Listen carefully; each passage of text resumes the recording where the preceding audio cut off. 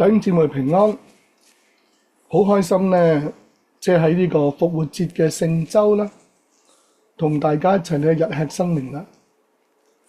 唔係即係好似一個口頭禪話好開心喎，即係希望你明白牧師嘅感受啦。好，我哋嚟到喺呢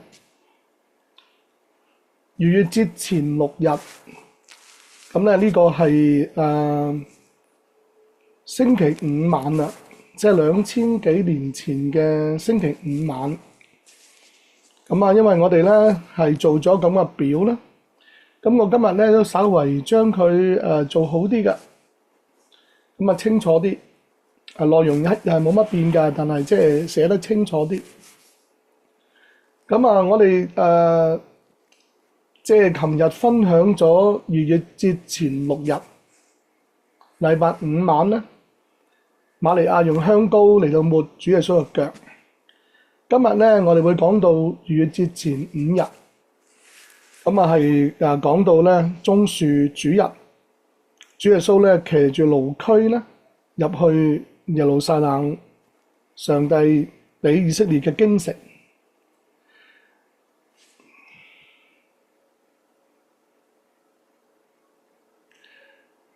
好，咁啊，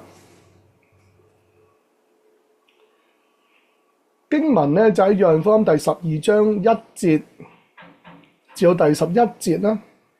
咁我哋琴日咧就睇咗噶啦。咁我想講咧，以上呢一段嘅聖經啊，我哋可以睇到咧，使徒約翰係好仔細咁樣倒數啦，去記錄住耶穌基督釘十字架前嘅重要嘅事情，咁啊，而且咧，佢係選擇從逾越節前6日開始嚟到數嘅，而唔係好似一般人咧喺棕樹主日嚟到開始數啊。咁啊，想問咧點解咧咁樣？咁啊，我就揾個箭嘴指住咗咧，用自己嘅頭髮去擦啊。講到咧係瑪利亞咧呢一個動作咧，喺使徒約翰嘅眼中咧係非常之重要，重要到咧佢要標示出咧呢一件事發生喺逾越節前6日，即係咧棕樹節前嗰日。咁啊，呢一個先後嘅次序咧我去默想嘅時候咧，就好有感動。大家都知道棕樹主日嗱，今日係棕樹主日嚇，即係我而家同你分享錄緊嘅時候係棕樹主日嚟㗎。喺公開榮耀主之前啊，喺棕樹主日嘅時候咧，好多人公開去榮耀主。但係咧，我哋學到一個功課喎。或者係我好想同你分享一個功課，就係一個人咧喺公開榮耀主之前咧，係冇可能咧冇一個內室嘅信服同埋敬拜。如果一個人咧冇一個內室嘅信服同敬拜咧，佢就公開去榮耀主咧，嗰啲係好虛浮嘅，嗰啲咧係草木禾秸啦，冇永恆價值。上帝咧唔會紀念嘅。咁瑪利亞咧，佢做咗一個示範啦。使徒約翰將佢記咗落嚟。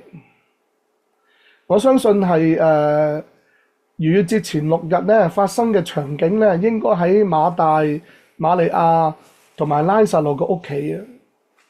因為邊個煮飯㗎？馬大煮飯㗎。拉撒路咧，亦都能夠係同主耶穌同一張台食飯㗎。咁你知道啦，其實係伯大尼咧係小嘅鄉村。我相信馬大、瑪利亞、拉撒路屋企咧都唔係有錢㗎，喺間細嘅屋裏面。你可以想像到佢哋嗰張嘅餐台有幾大，可以容納幾多人啊？而拉撒路咧呢個年輕人咧，竟然係可以同主耶穌咧同一張台嘅。咁我好相信咧，呢個係喺馬大、瑪利亞、拉撒路屋企嘅機會好高，即係喺自己嘅家裏啊，或者我哋套用聖經講嘅觀念咧，就喺內室裏面，即係唔係公開嘅啦，喺一個私人嘅場所裏面，喺自己咧最close 即係最裏面嘅私人空間裏面。咁瑪利亞咧先以最高嘅規格嚟到按住和散那該得嘅榮耀嚟接待主。和散那嘅意思係最高最榮耀之處降生嚟到地上嘅嗰位彌賽亞，嗰位萬王之王，嗰位以色列嘅君王同萬王之王。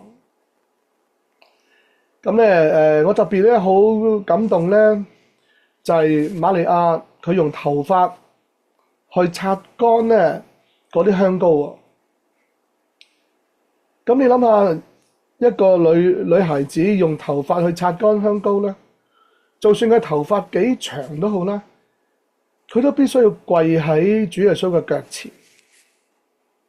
我諗到咧，我哋最近主餐咧，好多弟兄姊妹跪禱啊，同埋唔單止要跪喺度啊，成個人要伏低咧，即係英文講kneel down and bow down， 即係跪低跟住再俯伏喺主嘅腳前，然之後咧去用頭髮去擦乾香膏，洗耶穌嘅腳嗰啲香膏嘅嚟到擦乾佢。我相信喺嗰個過程裏面，瑪利亞係知道自己點樣咁做噶。佢就係以耶穌基督係和散那咁，你去讚美佢。嗰啲人用大聲呼喊，而佢係用最珍貴嘅香膏、最內心、最內室跪拜、俯伏同埋嚟敬拜，亦都表達嗰種順從，即係話佢以耶穌基督為佢嘅主，佢內心嘅主，佢一切係順從佢嘅，同埋佢一切咧係信靠佢，聽佢嘅旨意嘅。所以佢好喜歡聽道，佢都咧係將主嘅道咧反覆思想、慎思明辨咧，信靠同埋行出嚟嘅。嗱，有咗一個喺自己屋裏面內室裏面咧咁樣嘅敬拜咧，先有可能有真正嘅公開嘅去榮耀救主啊！先有可能有個真正咧係金銀寶石有永恆價值嘅高舉棕樹枝，脫下外衣去高呼和散那。所以我哋每日咧有我哋自己嘅日吃生命糧時間係好緊要嘅。先有呢樣嘢咧，我哋再有去喺眾人面前去傳福音，同埋咧去宣講聖經，去榮耀主名嘅。好啦，咁咧呢個係我嘅感受啦。我明白咗點解使徒約翰要先講逾越節前6天啊。一般人咧都係由棕樹主日講起噶，但係點解使徒約翰要講逾越節前6天呢？然之後先講第二日嘅棕樹主日啦。我相信咧，使徒約翰或者咧佢好想分享俾我哋知道一件事啦。喺公開榮耀主之前啊，一定係有內室嘅信服同敬拜，要喺自己嘅家裏面、自己嘅內室咧，最隱密嘅地方咧，先以最高嘅愛嚟到接待主。先跪喺主嘅腳前，俯伏喺佢嘅腳前，敬拜佢，順從佢，信教佢。然後咧，你先有公開嘅去傳福音，去講論上帝嘅話語、聖經，去榮耀佢嘅。咁所以咧，好好啦，我哋咧即係有咗琴日呢一個嘅領受咧，今日咧我哋就嚟到講棕樹主日啦。希望大家明白咧，點解使徒約翰咧用第二天嚟形容棕樹主日因為咧第一天好重要重要到咧佢要破格啦，其他人唔講咧，佢都要講，好嘛？所以我哋千祈唔好咧忽略咗呢一個逾越節前6天。好，嗱，我哋今日咧嚟到講棕樹主日啦。有許多上來過節嘅人呢，聽見耶穌將到耶路撒冷，就拿棕樹枝出去迎接他，喊着說：和散那，奉主名來的以色列王是應當稱頌的。嗱，呢啲人呢，佢哋已經到咗耶路撒冷噶啦，而佢哋走翻出嚟迎接噶。你見到個方向係耶路撒冷行出嚟噶。咁咧，耶穌得了一個驢駒就騎上咧。咁主耶穌個方向咧就係話由橄欖山落嚟咧入耶路撒冷啊，所以佢哋迎面嚟到相見噶。錫安的民啊，不要懼怕，你的王騎着驢駒來啦。舊約聖經嘅預言啦，這些事門徒起先不明白，等到耶穌得了榮耀以後，才想起這話是指着他寫的，並且眾人果然向他這樣行了。咁我喺度呢，就係提醒下點解使徒約翰講第二天，頭先講咗啦好。咁咧呢個預言呢，就喺撒迦利亞書噶。舊約聖經預言呢，救主咧會騎住驢駒我哋睇下佢點講啊。錫安的民啊，應當大大喜樂；耶路撒冷的民啊，應當歡呼。看啊，你的王來到你這裏，他是公義的，並且施行審判，謙謙和和的騎着驢，就是騎着驢的駒子，所以咧係非常之謙和。唔騎馬就不在話下啦，仲要騎驢。而且唔係騎普通嘅驢佢係騎驢仔驢駒子所以一個非常非常之低調謙和。咁主耶穌咧，正正就係咁樣進入耶路撒冷咧，應驗咗舊約聖經嘅預言。咁我哋都可以睇到佢嘅美德係嘛？佢都唔係做個樣嘅。主耶穌咧真係非常之溫柔，充滿憐憫、愛心、謙和。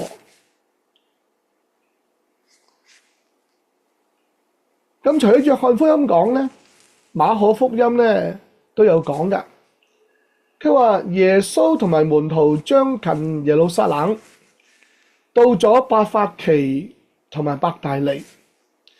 喺橄欖山那裏咧，耶穌就打發兩個門徒，對他們說：你們往對面村子裏去，一進去的時候，必看見一匹驢駒拴在那裏，即係綁在嗰度，是從來沒有人騎過的，可以解開牽來。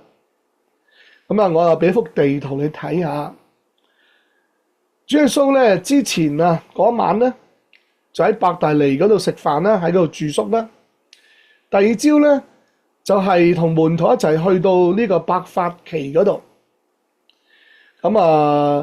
少少咧上山頂咧伯法其咧係比較高啲噶，伯大尼比較矮啲然之後咧就喺伯法其嗰度咧，就係其實呢個位置就喺橄欖山嚟嘅。伯法其就係橄欖山伯大尼都算係嘅，不過一個山腳一個山頂咁樣啦咁咧主耶穌就喺嗰度咧，就叫兩個門徒咧去伯法其對面一條村嗰度啦，去攞隻驢駒過嚟。呢隻驢駒咧係從來冇人騎過噶。大家有印象咁攞完驢駒之後咧，主耶穌喺伯法其嗰度咧騎上驢駒，跟住落山啦。你見到個勢咧，個山勢咧，主耶穌落山啦，就行入去經過客西馬尼園然之後嘅旁邊經過客西馬尼園旁邊咧，經過嗰條溪如果你細心睇有條溪叫汲淪溪咧，即係呢，如果你睇到個 mouse 咧，即係呢個位置咧過咗去之後咧就會入耶路撒冷噶啦。好，咁咧馬可福音咧，佢係咁講噶，我哋睇清楚個成段耶穌和門徒將近耶路撒冷，到了伯法其和伯大尼，喺橄欖山那裏咧，耶穌就打發兩個門徒對他們說：你們往對面村子裏去，一進去的時候，必看見一匹驢駒拴在那裏，是從來沒有人騎過的，可以解開佢牽來。咁所以有啲人咧，佢就話真係好似主咧解開咗自己然之後使用自己好有即係恩典榮幸咧，竟然能夠俾主揀選咧做嗰隻俾耶穌騎嘅驢駒喎。咁我唔知道咧，你有冇一個咁嘅感受啊？有啲人就話我願像一匹咧小小嘅驢駒。咁我唔知我有冇資格不過我咧就係26年前嘅棕樹主日咧按立牧會嘅，咁或者咧我都係俾主解開咗喎，或者咧我都可以咧有機會做一匹小小嘅驢駒，係俾主使用，希望啦。咁呢度講嘅牽來咁我發覺萬事都互相效力，喺呢26年咧。真係好多事發生主耶穌好似不斷咧去提醒我去堅固我，去安慰我，叫我唔好放棄。好多嘢咧都催逼我去到佢嘅面前，就好似咧俾門徒咧拖住去到主面前咁。若有人對你們說，為什麼作這事，你們就說，主要用他。即係人生最寶貴咧，就係能夠主願意用我哋或者我哋咧竟然蒙主不棄咧，佢肯用我哋呢個係我認為人生係最有榮耀、最榮幸、最寶貴。希望你都係咁諗那人必立時讓你們牽來。咁主會即係為我哋排除萬難嘅我哋能夠咧係被帶到主嘅面前嘅。其實唔容易噶，當你話自己咧想俾主用嘅時候咧，有好多難阻噶。他們去了，便看見一匹驢駒拴在門外街道上，就把它解開。那裏站着的人有幾個說：你們解驢駒做乜嘢？門徒照着耶穌所說的回答，即係點回答知唔知記住呢句說話，主要用他。哇！呢句說話好有威力喎。講完之後呢，那些人就任憑他們牽去啦。他們把驢駒牽到耶穌那裏，把自己嘅衣服搭在上面，耶穌就騎上啦。馬太福音咧都有記載我哋咧都嚟讀一讀。耶穌就打發兩個門徒對他們說：你們往對面村子裏去，必看見一匹驢拴在那裏。所以咧呢度唔係話見到驢駒係見到一匹咧成年嘅驢不過咧佢話還有驢駒同在一處，所以咧按常識嚟講咧，嗰一匹成年嘅驢咧就係媽媽嚟噶，驢駒咧就係嗰個驢仔因為咧驢仔咧佢細咧，佢冇媽媽喺度就冇安全感噶，咁所以咧就通常會綁埋一齊。你們解開牽到我這裏來所以咧唔單止係解開一匹噶，係解開兩匹。因為第7節好清楚講，牽了驢同埋乜嘢啊？驢駒嚟。咁將自己嘅衣服搭在上面，耶穌就騎上。咁耶穌騎邊一匹啊？因為冇可能兩匹都騎嘅喎，啱唔啱？咁咧搭嘅衣服上去係搭喺驢駒嗰度。主耶穌選擇咧卑微當中嘅卑微。如果唔係佢話冇馬騎啊，咁騎隻驢都好啦嚇，驢都唔錯。佢唔係，佢係騎驢仔啊，好細好矮好卑微，好謙和，謙和和咁樣騎喺咧驢駒嗰度。路加福音又點講呢？路加福音咧就強調下橄欖山啊，即係落山啊。眾門徒咧因為看見過一切嘅異能，都歡樂起嚟，大聲讚美。佢哋話奉主名來嘅王係應當稱頌嘅，在天上有和平，在至高處有榮光。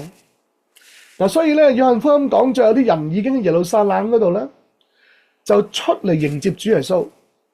但係路加福音講另外一個角度啦，就係同主耶穌一齊落橄欖山啊，即係兩批人啊，一批由耶路撒冷出嚟向住橄欖山嘅，一批由橄欖山落嚟向住耶路撒冷嘅。而落嚟嗰批咧，有門徒啦，亦都有好多咧見過主耶穌醫治拉撒路從死裏復活啦，或者其他嘅異能咧，佢哋就歡樂起嚟。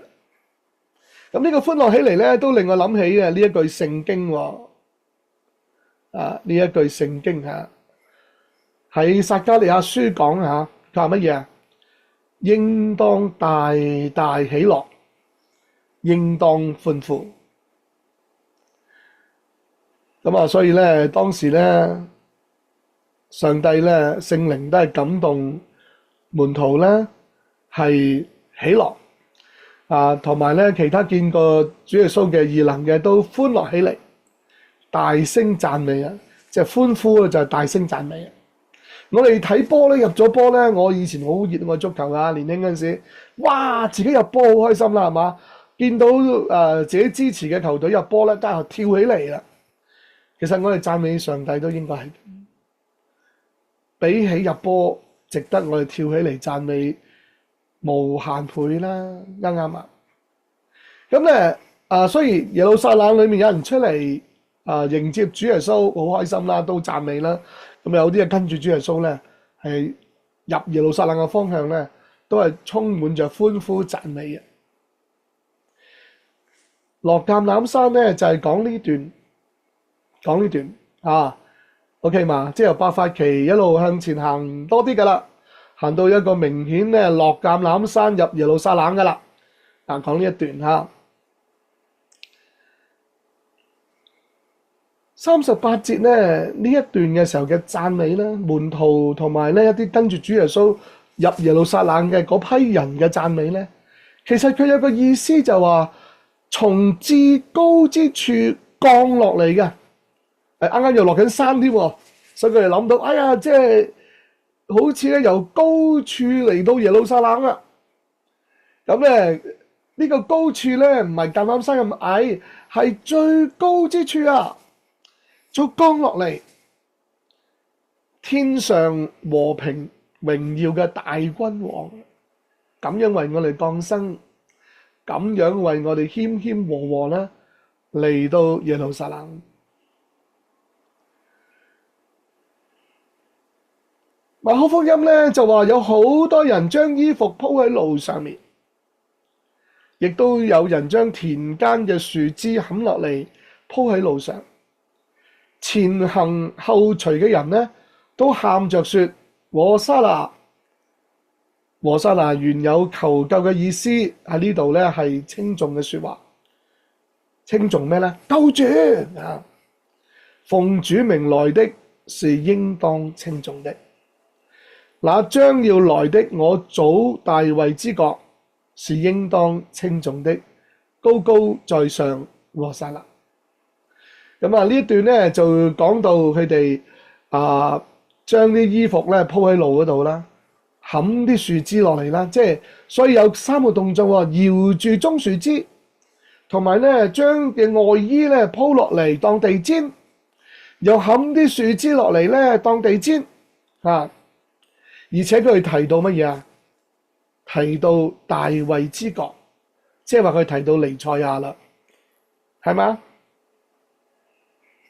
馬太福音話咧，眾人裏面咧大部分啊，多半啊，大部分喎咁佢係補充咗馬可福音嗰度冇講到嘅，馬可福音就話好多人，但係冇講到好多人裏面咧有大部分佢哋都係咁樣將衣服鋪喺路上咁亦都有啲人咧唔單止鋪咗衣服咧，仲係冚樹枝。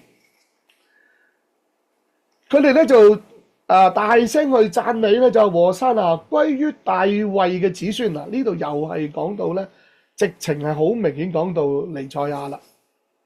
其實上面講到大衛之國咧，已經係講彌賽亞噶啦。而家咧就更明顯啦，係嘛？奉主名來的是應當稱頌的，高高在上和散那。如果你係當時在場咧，你會唔會攞棕樹枝嚟搖咧，嚟迎接佢咧？好似喺耶路撒冷出嚟嗰啲人咁咧，你又會唔會咧？好似同主耶穌一齊嗰啲人咧，將衣服就鋪一條路或者咧出嚟迎接嘅人都會嘅喎，佢未到就鋪定喺度，係嘛？或者咧係去冚埋樹枝啊，衣服唔夠用啦，冚埋樹枝嚟鋪。你會唔會咧？但願咧，我哋都係會啦，係嘛？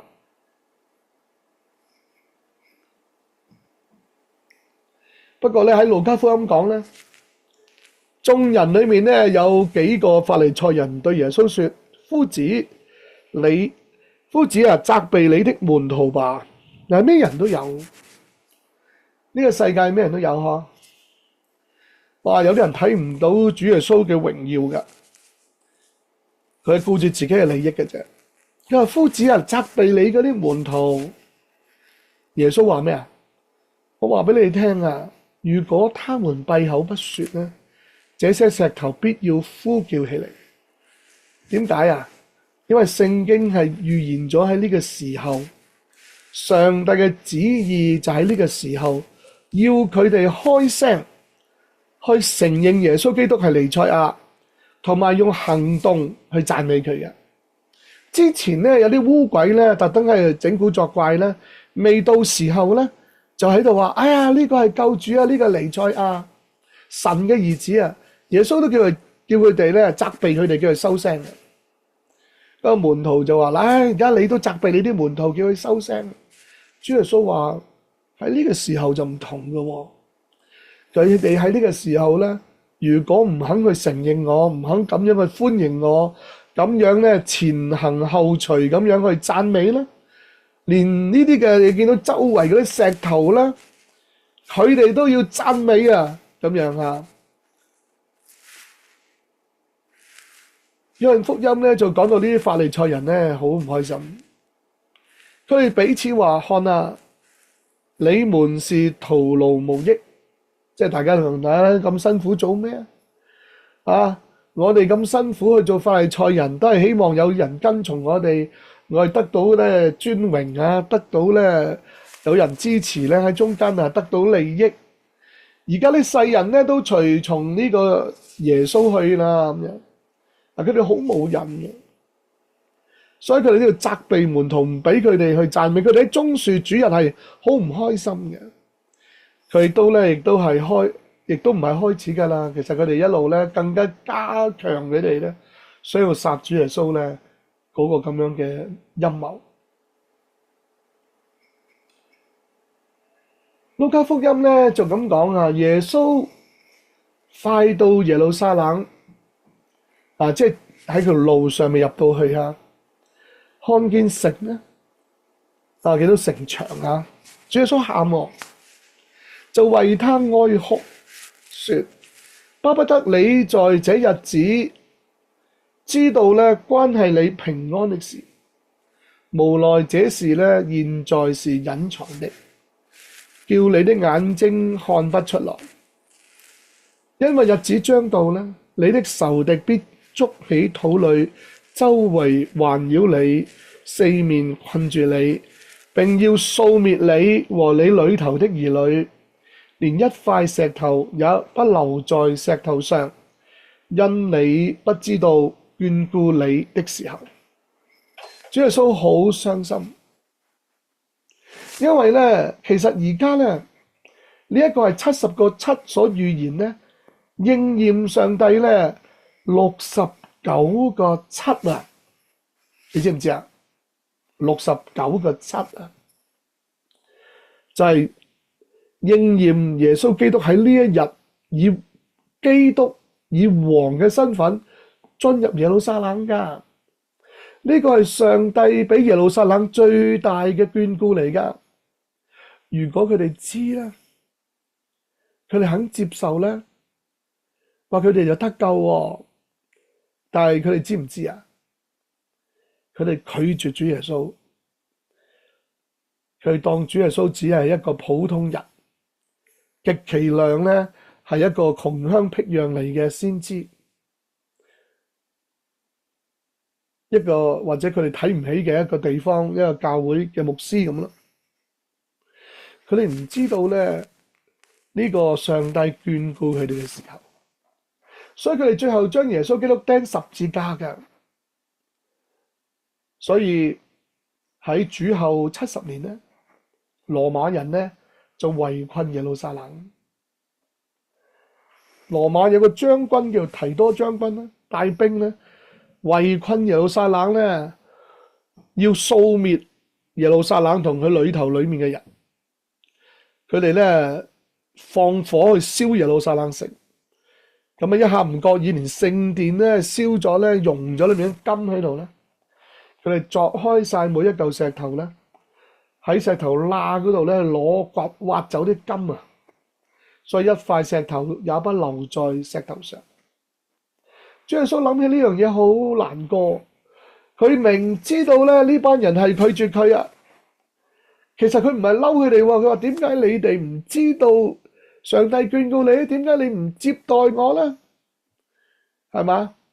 雖然有好多人接待主耶穌係嘛，搖棕樹枝啊，脫咗外衣斬樹枝落嚟鋪地下，但係總括嚟講，最後咧以色列耶路撒冷咧係唔接待呢一位嘅佢哋嘅王，佢哋嘅救主嘅，所以導致到咧佢哋失去咗上帝嘅眷顧。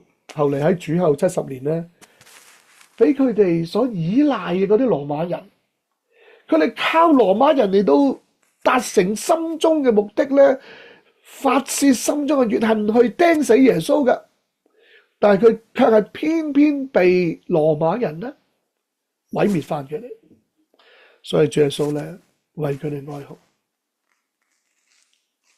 咁當主耶穌入到耶路撒冷嘅時候咧，合城都震動啊！哇，因為咁樣應驗舊約聖經騎住驢駒，然之後咧有咁多嘅人咧係前行後隨，攞住棕樹枝咁樣搖，鋪衣服鋪嗰啲嘅樹枝嚟到做地氈。佢哋就話：哇，咁犀利嘅，咁大陣仗嘅，呢個係邊個？不過好可惜，眾人俾咗個好唔好嘅答案。佢話：這是加利利拿撒勒的先知耶穌。加利利已經係咧，唔係佢哋即係唔係純正猶太人嘅地方啦。即係好多外邦人住喺加利利嘅啦。仲要係裡面嘅拿撒勒呢一個冇咩好嘢嘅村。然之後咧，佢都承認佢係先知嘅。不過只係個普通人耶穌，佢哋完全咧都唔理會聖經預言嘅應驗，唔理會好多好多嘅證據，唔理會佢眼前所睇到呢個棕樹主日呢一個咧應驗70個7嘅第69個7嘅呢一個奇妙預言。咁耶穌咧入咗耶路撒冷，跟住佢入聖殿喎，周圍睇咗各樣嘅物件，然之後咧天黑啦，佢就同12個門徒咧冇住喺耶路撒冷城，佢離開呢個城，佢去咧伯大尼呢個小鄉村嗰度，都行好遠嘅喎。主耶穌個心啊，冇辦法喜悅住喺耶路撒冷城，充滿咗罪惡。主耶穌入咗聖殿，周圍睇咗咧，佢心裏面咧都係知道咧呢個聖殿係好污穢嘅，耶路撒冷都充滿咗咧污穢，所以佢決定咧係翻去伯大尼嗰度住。弟兄姊妹，我哋講咗逾越節前6日，琴日講嘅，今日咧講逾越節前5日，就係咧棕樹主日。咁咧聽日咧講羔羊預備日。咁啊，好多人咧都以為咧棕樹主日咧係羔羊預備日嚇。咁啊，應該話咧棕樹主日咧睇你點睇啦。如果你係用一般嘅我哋而家呢一個方式去計日期咧，咁啊佢都係會諗到羔羊預備日嘅。但係如果按猶太人嘅方式去睇咧，佢咧係之後嗰日咧先至係羔羊嘅預備日。所以咧，你聽日繼續我哋一齊去讀聖經嘅時候，你就明白點解聽日係羔羊預備日啦。同埋你要明白點解主耶穌會咒詛無花果樹，同埋你會明白點解主耶穌咧會潔淨聖殿。佢喺棕樹主日咧只係察看下聖殿啫，但係去到羔羊預備日咧，佢要潔淨聖殿。咁點解咧？我哋留翻聽日講，好嘛？我哋咧今日咧停喺度，願上帝賜福俾大家。喜歡嘅咧，你可以聽下呢首詩歌，喺當中咧你可以去默禱。